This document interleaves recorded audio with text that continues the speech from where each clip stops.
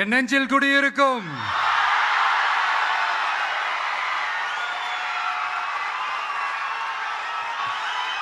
என்னுடைய தோழர்கள் தோழிகள்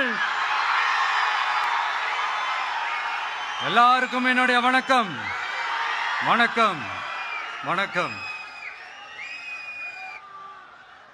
இந்த அரசியல்னால வேற லெவல் தான்ல.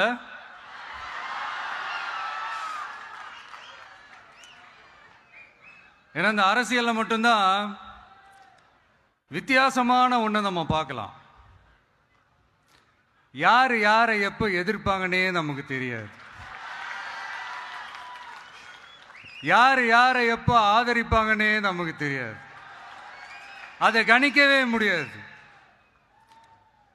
அதனாலதான் இந்த அரசியல்ல மட்டும் முன்னாடியெல்லாம் சொல்லி நம்ம கேள்விப்பட்டிருப்போம், நிரந்தர நண்பனும் நிரந்தர எதிரியும் இல்லைன்னு சொல்லுவாங்க.